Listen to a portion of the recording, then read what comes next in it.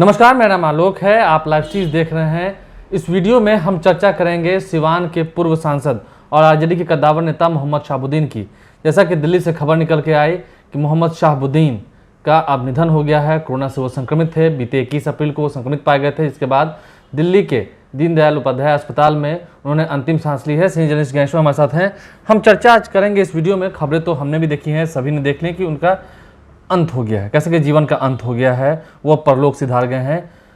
शहाबुद्दीन का राजनीतिक अंत कैसे हुआ, क्योंकि आप उनसे कई बार मिले हैं, आपने उनका इंटरव्यू भी किया है उस दौर में जब आप अखबार की पत्रकारिता करते थे, तो कैसे हुआ है उनका अंत? देखिए, ये कहानी तो बड़ी लंबी है और इस कहानी को बयां करेंगे तो कई घंटे लग जाएंगे। लेकिन जो अंतिम अंत की शुरुआत होती है, देखिए वैसे तो अंतिम अंत मृत्यु है, लेकिन राजनैतिक हैसियत या ताकत, जो उनकी ताकत थी, उसमें घटाव कहां से शुरू हुआ? सिवान के वे बेताज बादशाह थे। बिहार में भी उनके जैसा कोई दूसरा नहीं था। एक ऐसा शख्स जो लालू यादव के पास भी बैठता था तो कमर में पिस्टल लगा होता था और कोई रोकने वाला नहीं था। पर 2001 शहाबुद्दीन के लिए सबसे खराब साल। बच्चू सिंह मीना सिवान में एसपी थे, करक वाले थे। अब पता नहीं सरकार के साथ एडजस्टमेंट भी लगता है शहाबुद्दीन का कुछ गड़बड़ हुआ था। उस वक्त राबड़ी देवी की सरकार थी। राबड़ी देवी की सरकार थी। डीपी ओझा डीजीपी थे। शहाबुद्दीन ने पुलिस पार्टी के एक पदाधिकारी डीएसपी को थप्पड़ मार दिया था। किसी बात को लेकर के बहस हो गई थी एक केंद्र पर, परीक्षा केंद्र पर। इसके बाद ये बात बच्चू सिंह मीना को बर्दाश्त नहीं हुई और बच्चू सिंह मीना ने सिवान में शहाबुद्दीन के गांव प्रतापपुर में चढ़ाई कर दी थी। कई घंटों तक फायरिंग हुई। सिर्फ पुलिस की ओर से कि दोनों ही ओर से? दोनों ही ओर से। दोनों ही ओर से? दोनों ही ओर से। देखिए, मैं उस रात भी पहुंचा था, यह कहानी भी हम अलग से बताएंगे।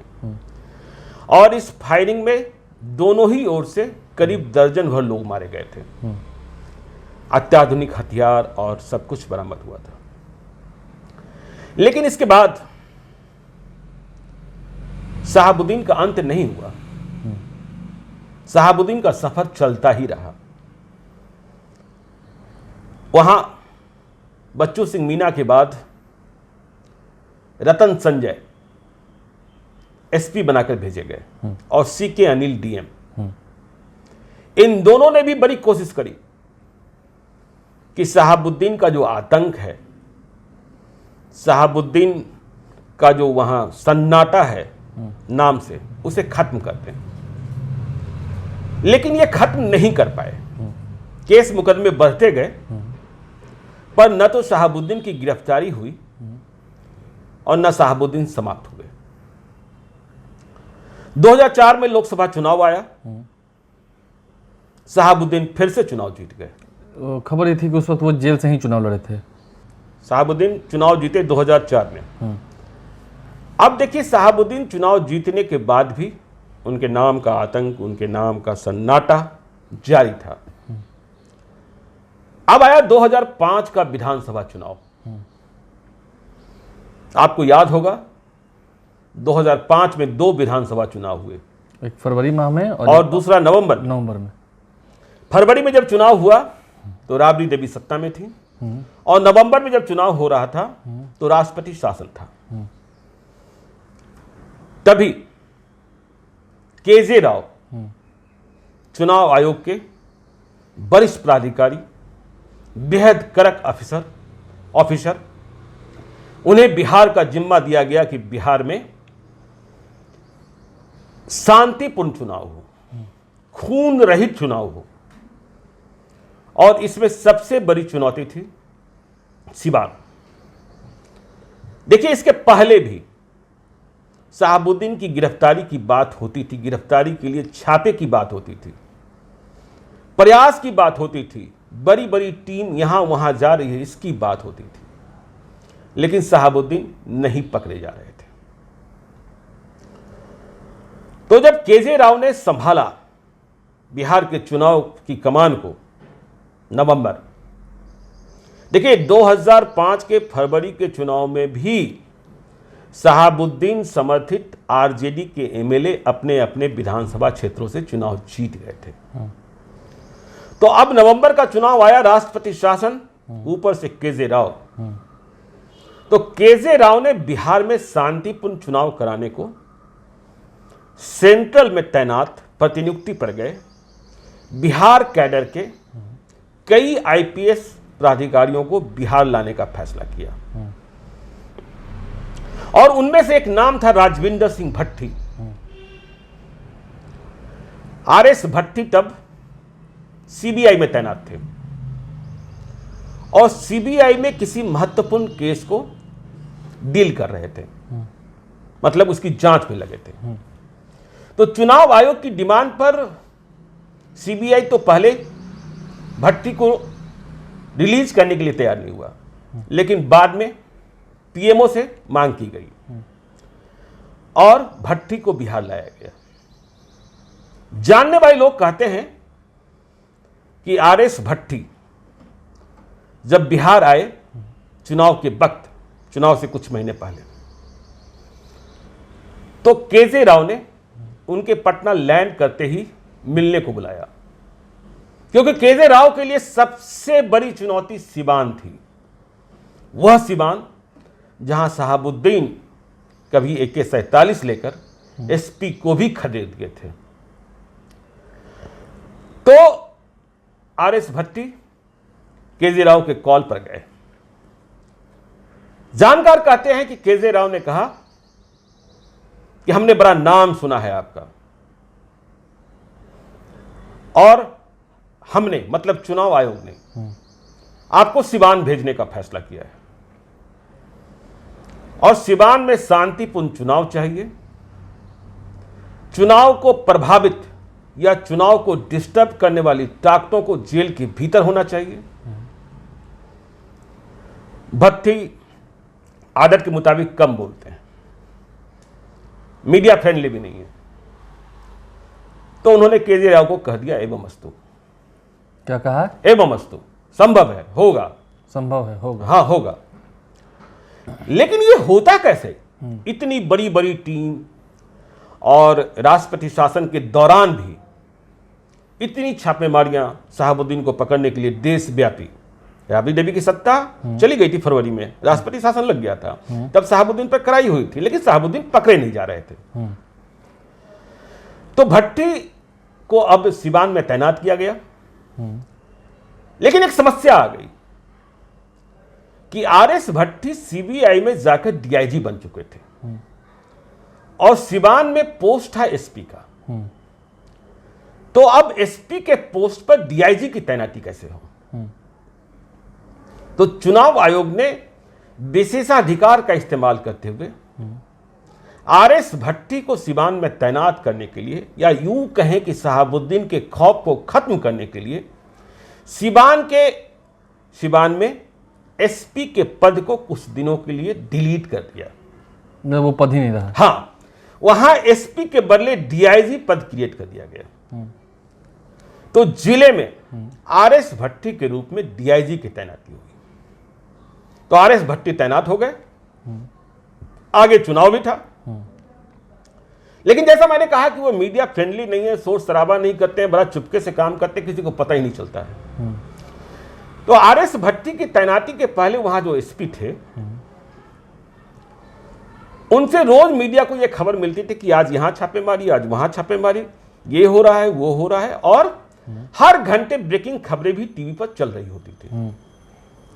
लेकिन भट्टी जैसे ही डीआईजी बने सिवान के एसपी के पोस्ट पर, तो ऐसी खबरें आनी बंद हो गई। लोगों को यह लगा कि नहीं, अब तो सिवान पुलिस शांत हो गई है और ऑपरेशन शहाबुद्दीन बंद सा हो गया है, क्योंकि न कोई इनपुट आ रहा था, न कोई खबर आ रही थी, न कोई छापेमारी की सूचना आ रही थी। भट्टी भी खामोश बैठे थे। अचानक एक दिन, चुनाव से कुछ दिन पहले, कुछ महीने पहले ही, कुछ दिन पहले ही, एक खबर आती है सुबह सुबह कि नई दिल्ली में शहाबुद्दीन को गिरफ्तार कर लिया गया है। और गिरफ्तारी दिल्ली पुलिस ने नहीं, दिल्ली पुलिस ने कहा कि यह गिरफ्तारी जो है सिवान पुलिस ने करी है, आरएस भट्टी की टीम ने करी है। मीडिया के लिए सबसे बड़ी ब्रेकिंग खबर थी। सवाल पैदा हुआ उस वक्त के दौर में जब चुनाव होने वाला है जी, सवाल पैदा हुआ कि जो खामोशी थी वह खामोशी भीतर से कितनी तेज थी कि अचानक गिरफ्तारी ही हो गई। तो जो वर्किंग स्टाइल था वो मालूम हुआ कि भट्टी ने शहाबुद्दीन को दबोचने के लिए पुलिस की पूरी रणनीति ही बदल दी। क्या रणनीति बदली? तो भट्टी जब सिवान पहुंचे तो उन्हें मालूम हुआ कि जो पहले एसपी रहे हैं या पुलिस के प्राधिकारी रहे हैं, उन्होंने शहाबुद्दीन को दबोचने के लिए, शहाबुद्दीन को गिरफ्तार करने के लिए एक स्पेशल टीम का गठन कर रखा है और उसमें कुछ चुनिंदा पुलिस प्राधिकारी हैं। और ये वो पुलिस प्राधिकारी हैं जिन पर शहाबुद्दीन के लोग भी नजर रखते हैं। तो ये प्राधिकारी जैसे ही सिवान से बाहर होते हैं, शहाबुद्दीन जहां भी होते हैं अलर्ट हो जाते हैं कि कोई टीम निकले।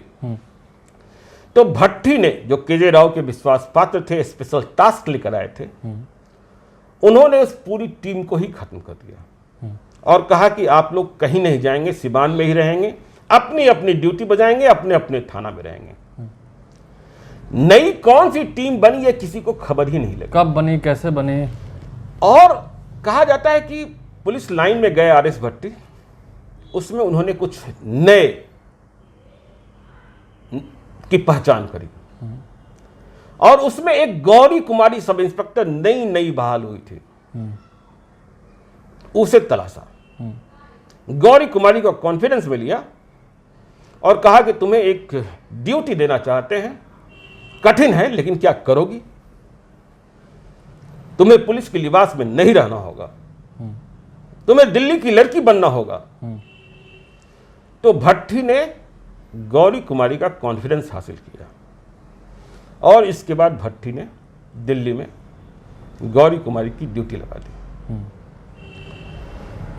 यहां वहां भट्टी को यह मालूम था कि शहाबुद्दीन का मूवमेंट क्या चल रहा है और जैसे ही एक रात 2 बजे के करीब शहाबुद्दीन अपने बंगले पर पहुंचे, गौरी कुमारी वहीं जो यहां वहां भटक रही थी और उसके साथ जो सिवान पुलिस की टीम थी, दिल्ली पुलिस की मदद ली गई, ने धावा बोल दिया, दबिश दे दी शहाबुद्दीन के बंगले पर। और शहाबुद्दीन को इतनी तेजी से गिरफ्तार किया गया आलोक कि दबंग शहाबुद्दीन, आतंक के पर्याय माने जाने वाले, सोचने का समय नहीं दिया गया या फिर अचानक से सब? शहाबुद्दीन को स्लीपर पहनने का मौका भी नहीं दिया गया, कपड़ा बदलने का मौका भी नहीं दिया गया और उन्हें लुंगी और कुर्ते में ही गिरफ्तार कर ले आया गया। सुबह सुबह ये खबर, तो शहाबुद्दीन अब गिरफ्तार हो गए। शहाबुद्दीन लाए गए पटना रात को और उन्हें रखा गया कोतवाली थाने में। पटना कोतवाली में? हाँ जी। तब कुंदन किशन पटना के सीनियर एसपी थे। शहाबुद्दीन के लोग इंतजार कर रहे थे पटना से सिवान तक सुबह कि उन्हें काफिले ले जाए जाएंगे और रास्ते भर जिंदाबाद जिंदाबाद का नारा लगेगा। जिस तरीके से 2016 में कुछ दिनों के लिए वे छूटे तो 1000 गाड़ियों के साथ भागलपुर से सिवान पहुंचे थे। लेकिन भट्टी ने फिर रणनीति बदल ली। उन्हें हेलीकॉप्टर से ले जाया गया सिवान, हेलीकॉप्टर नहीं, जहाज से ले जाया गया और सिवान में कुछ मिनटों की सूचना पर या आधे घंटे 1 घंटे की सूचना पर जो उनके समर्थक पहुंचे थे उन्हें खदेड़ दिया गया और उन्हें सीधे जुडिशियल मजिस्ट्रेट के यहां हाजिर कराकर जेल में बंद कर दिया गया। तब से आपको पता है कि शहाबुद्दीन जेल में ही रहे। 2016 में कुछ दिनों के लिए छूटे, लेकिन अब आपको पता ही है, अब आप राजनीतिक अंत की बात कर रहे थे। तो देखिए, मैंने बताया कि 2004 में वे चुनाव जीत गए थे। अब लोकसभा का चुनाव आया 2009। 2009 तक वे सजा याफ्ता हो गए थे और चुनाव नहीं लड़ने की स्थिति में थे, डिस्क्वालीफाई हो चुके थे। उन्होंने फैसला किया कि वे अब अपने बदले अपनी पत्नी हिना साहब को चुनाव लड़ाएंगे। हिना साहब चुनाव मैदान में आ गई। जेडीयू ने प्रत्याशी बनाया, जेडीयू और बीजेपी ने बिशन पटेल को, और ओम प्रकाश यादव जो शहाबुद्दीन के 2 थप्पड़ खाकर नेता बने थे, वे निर्दलीय चुनाव लड़े। जबकि याद रखिएगा 2004 में ओम प्रकाश यादव जेडीयू के कैंडिडेट थे। तो 2009 का चुनाव शहाबुद्दीन के अनुपस्थिति में हिना साहब बनाम ओम प्रकाश यादव बनाम बिशन पटेल हो रहा था। देखिए, मुझे ठीक से याद है, सिवान के लोग कह रहे थे कि चुनाव तो फिर से शहाबुद्दीन के पक्ष में जाता दिखाई पड़ता है। लेकिन हुआ ऐसा कि चुनाव प्रचार के ठीक समापन के ठीक 2 दिन पहले या 3 दिन पहले सुशील कुमार मोदी ने एक रोड शो किया वहां। रोड शो में बहुत सारे लोग नहीं थे, बीजेपी जेडीयू का ज्वाइंट रोड शो था, बिशन पटेल उम्मीदवार थे, बहुत सारे लोग नहीं थे, 1000 की संख्या में भी लोग नहीं थे। लेकिन जेल में बंद शहाबुद्दीन को यह बात चुभ गई कि मेरी धरती पर, जिसे वो सिवान को अपनी धरती मानने लगे थे, सुशील कुमार मोदी ने आकर रोड शो कर दिया। यह कैसे हुआ? गर्मी का मौसम होगा, भीषण गर्मी जब चुनाव चल रहा था। फिजा भी शहाबुद्दीन की पत्नी हिना साहब के पक्ष में ही थी चुनाव प्रचार की समाप्ति के वक्त तक। तो शहाबुद्दीन ने जेल के भीतर से यह फैसला कर लिया, जेल के भीतर से ये चुनाव को मॉनिटर कर रहे थे कि अब हिना साहब का भी रोड शो चुनाव प्रचार की समाप्ति का दिन होगा। देखिए, याद रखिएगा, आरएस भट्टी गिरफ्तारी और 2005 के नवंबर का विधानसभा का चुनाव कराकर वापस चले गए थे।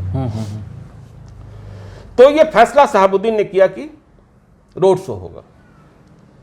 हालांकि उनके कई मित्रों ने मना किया था कि सुशील कुमार मोदी की रोड शो का कोई इतना असर नहीं हुआ, लेकिन जिद्दी तो हिना साहब का एक रोड शो चुनाव प्रचार की समाप्ति के दिन निकला। बड़ी संख्या में लोग, क्योंकि उनकी धरती थी, नहीं उनकी धरती में मानते थे, धरती कैसे कर जगह सिवान तो डॉक्टर राजेंद्र प्रसाद की धरती कही है ना। बड़ी संख्या में लोग निकले सड़कों पर, गर्मी का मौसम, जाहिर तौर पर उसमें मुसलमान अधिक थे। और जो लोग चल रहे थे रोड शो में, उनके हाथ में पानी की बोतलें, बिस्लेरी की बोतलें ठीक पी रहे थे, फेंक रहे थे। अब देखिए, चुनाव का दिन आया। जिस दिन चुनाव होना था उसके पहले की रात तक जो भी चुनाव समीक्षक थे वे यह मानकर चल रहे थे कि शहाबुद्दीन की पत्नी ही चुनाव जीतेगी। पर अब तक शहाबुद्दीन की पत्नी के रोड शो के बाद वहां आरएसएस का जो संगठन होता है या हिंदू संगठन होता है, वो दूसरे तरीके से काम करने लगा था। जब वोटिंग शुरू हुई, पोलिंग शुरू हुई, मैं पटना में ही था या किसी और क्षेत्र में कवर के लिए गया हुआ था, तो मालूम होने लगा कि सिवान में तो एंटी हिना साहब वोटिंग हो रही है। जो लोग कल रात तक मान रहे थे कि सिवान की फिजा हिना साहब के पक्ष में है, वो आज सुबह कहने लगे। तो मैंने सिवान में जानने वाले कई लोगों को फोन किया।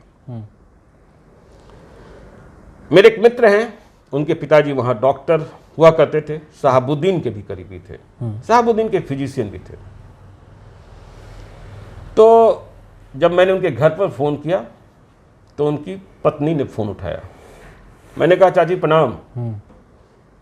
वोट दे ली? हम्म, तो बोली हाँ वोट दे आए। हम्म, हमें केकरा दे ली? हम्म, तो उन्होंने कहा खटिया छाप को वोट दे दिए। हम्म, मैंने कहा खटिया छाप को आपने वोट दे दिया? हम्म, आपने भी हिना साहब को वोट नहीं दिया? हम्म, तो उन्होंने कहा बोली बाबू जब बउआ हम्म, वो सब जो रोड शोभा में निकल रहा ना, हम्म, वो पनिया पी करके हम्म, मंदिरवा के बाहर कुल्ला करत रहा। तो ये एक प्रचार ऐसा हुआ जिसने सिवान की फिजा को धार्मिक ध्रुवीकरण में चेंज कर दी। चेंज कर दिया, गोलमन कर दिया। हम्म, और खटिया छाप, देखिए सुशील कुमार मोदी गए थे बिशन पटेल के चुनाव प्रचार में, जेडीयू के प्रत्याशी, बीजेपी के प्रत्याशी, ज्वाइंट प्रत्याशी, लेकिन वोट वहां खटिया छाप। तो 2009 के इस चुनाव में पहली बार चुनाव लड़ रही शहाबुद्दीन के बदले हिना साहब को शिकस्त मिल गई और जीत हासिल हुई ओम प्रकाश यादव। ओम प्रकाश यादव को निर्दलीय उम्मीदवार की हैसियत से। बिशन पटेल जेडीयू बीजेपी के उम्मीदवार तो कहां ठेका गए पता ही नहीं चला। तो इस तरीके से संसदीय चुनाव की राजनीति में शहाबुद्दीन और उनके परिवार का समापन हो गया। फिर 14 वे में तो चुनाव लड़ ही नहीं सकते थे। 14 में भी हार हो गई। 14 में ओम प्रकाश यादव बीजेपी से चुनाव जीत गए। हाँ, 2019 में आपने देखा जेडीयू की कविता सिंह चुनाव जीत गई। तो ताकत में भी ह्रास हुआ, राजनीति में भी समापन हुआ। इसके बाद भी यह कहने में कोई गुरेज नहीं कि शहाबुद्दीन की एक बड़ी फॉलोइंग सीवान में है, अभी भी है। अभी भी है। लोग उन्हें मसीहा मानते हैं। उनके लोग मसीहा मानते हाँ। हैं। लोग यह भी याद करते हैं कि जब शहाबुद्दीन थे, हाँ उन्होंने कई हत्याएं कराई। आपको मालूम है कि चंदा बाबू के बेटों पर तेजाब से नहला दिया गया। पर ऐसा कहने वाले लोग भी मिल जाएंगे कि जब शहाबुद्दीन थे तो पुलिस के पास गुहार लगाने की जरूरत आम लोगों को नहीं थी। जब शहाबुद्दीन थे तो डॉक्टर की हिम्मत नहीं थी कि वो मनमर्जी पैसा ले ले। जब शहाबुद्दीन थे तो कॉलेज में शिक्षक समय से जाते थे। तो ऐसे लोग भी मिलेंगे। जब शहाबुद्दीन थे तो सरकारी काम में कमीशन खोरी नहीं होती थी की अनुमति नहीं थी। अनुमति नहीं थी। अनुमति नहीं थी, मतलब काम का एक मानक होता था। तो ऐसे कहने वाले लोग मिल जाएंगे। लेकिन शहाबुद्दीन का राजनीतिक और अब जो तो खैर जीवन ही अंत हो चुका है। हाँ, तो ये आपको कहानी हमने बताई। देखिए, तो कुल मिलाकर मोहम्मद शहाबुद्दीन जो कि सिवान के पूर्व सांसद थे, आरजेडी के कद्दावर नेता थे, अब उनका निधन हो गया है। कोरोना काल के इस दौर में वो भी चपेट में आ गए, संक्रमित हो गए और अंततः उनका निधन हो गया। दुख की खबर थी। राजनीतिक गलियारों में शोक की लहर है, लोग शोक संवेदनाएं प्रकट कर रहे हैं। संजय गैसवा हमारे साथ उन्होंने बताया कि कैसे राजनीतिक रूप से उनका अंत हुआ और अब तो खैर जीवन का ही अंत हो गया है। बहरहाल आप लाइव स्ट्रीम से बन रहे हैं, हमारे चैनल को सब्सक्राइब कर लें, साथ साथ फेसबुक पेज भी लाइक करें। इसके अलावा ट्विटर हैंडल पर भी हमें ज़रूर फॉलो करें। धन्यवाद।